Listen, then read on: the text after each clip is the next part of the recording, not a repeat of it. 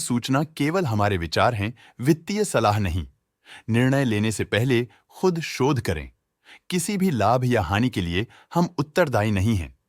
आज हम देख रहे हैं एलिकॉन इंजीनियरिंग कंपनी लिमिटेड के 2025-26 Q1 की standalone financial performance. Starting with the sales, पिछले क्वार्टर से सेल्स में -42.5% का डिक्रीज हुआ है, मगर कंपनी ने पिछले साल के मुकाबले 40% का सेल्स इंक्रीज रिपोर्ट किया। Expenses -46.5% quarter on quarter decrease हो गए हैं, जो साल भर के 30.5% के राइज के साथ अलाइन करता है। एक्सपेंसेस में डिक्रीज अच्छा है, लेकिन सेल्स में डिक्रीज निराशा की बात है। ऑपरेटिंग प्रॉफिट, जो पिछले साल के कंपैरिजन में 68.5% अप हुआ है, quarter on quarter around -30% decrease हुआ है। Operating profit margin (OPM) annual basis पे 5% से इंक्रीज हुआ है और पिछले क्वार्टर के कंपैरिजन में 5.5% से इंक्रीज हुआ है।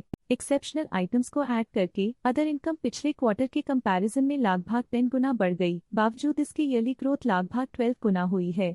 इंटरेस्ट एक्सपेंसेस पिछले क्वार्टर से 30.5% अप हुआ, लेकिन ईयर ओवर ईयर इंक्रीज लगभग 3 गुना हुआ है। डिप्रिशिएशन कॉस्ट्स में 29.5% का क्लाइम देखने को मिला और ईयरली बेसिस पे 108% का इंक्रीज देखा गया। प्रॉफिट बिफोर टैक्स एनुअली लगभग 2.5 गुना बढ़ा, लेकिन प्रीसीडिंग क्वार्टर से 59.5% बढ़ा है। इस साल कंपनी ने 25.5% टैक्स पे किया और क्वार्टरली कंपनी ने 11% टैक्स पे किया है। नेट प्रॉफिट ने ईयर ऑन ईयर अप्रॉक्स 3.5 गुना की वृद्धि दिखाई, जो कंपनी के लिए बेहतरीन परफॉर्मेंस रही। लेकिन लास्ट क्वार्टर से 90.5% का इंक्रीज हुआ है। इस क्वार्टर में कंपनी का परफॉर्मेंस काफी अच्छा रहा। वहीं अगर एनुअल एनालिसिस की बात करें तो इस साल कंपनी का परफॉर्मेंस काफी अच्छा था। अर्निंग्स पर शेयर (EPS) में साल भर में अप्रॉक्स 4.5 गुना का इजाफा देखा गया, जो कंपनी की आउटस्टैंडिंग परफॉर्मेंस को दिखाता है। साथ ही क्वार्टरली में EPS की अप्रॉक्स 2 गुना की बढ़ोतरी हुई, जो कंपनी की उम्दा परफॉर्मेंस को दिखाता है।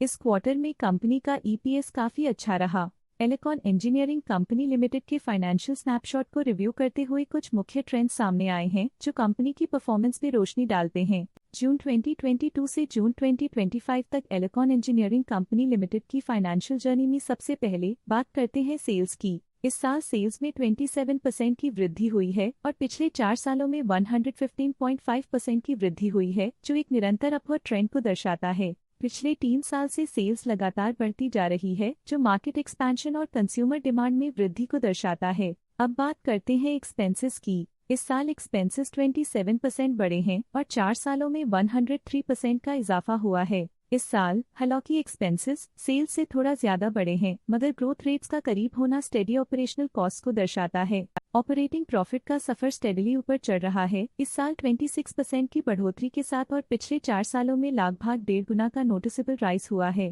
पिछले 3 साल से ऑपरेटिंग प्रॉफिट लगातार बढ़ रहा है, जो कॉस्ट मैनेजमेंट और ऑपरेशनल कुशलता को दर्शाता है। नेट प्रॉफिट का सफर ऊपर की ओर चल पड़ा है, इस साल 76% की चढ़ाई के साथ पिछले 4 सालों में लगभग 4 गुना की शानदार वृद्धि हुई है। पिछले 3 साल से नेट प्रॉफिट लगातार बढ़ रहा है, जो फाइनेंशियल हेल्थ को मजबूती देते हुए इन्वेस्टर्स का ध्यान आकर्षित करता है। इस साल EPS ने ऊंचाइयों को छुआ है 34% की वृद्धि के साथ, जो पिछले 4 सालों में लगभग 3 गुना की मजबूत वृद्धि पर आधारित है। पिछले 3 साल से अर्निंग्स पर शेयर (EPS) में लगातार इजाफा हुआ है, जो प्रॉफिट ग्रोथ को मजबूती देते हुए शेयर वैल्यू को बढ़ा रहा है। चलिए अब बात करते हैं शेयर होल्डिंग पैटर्न की।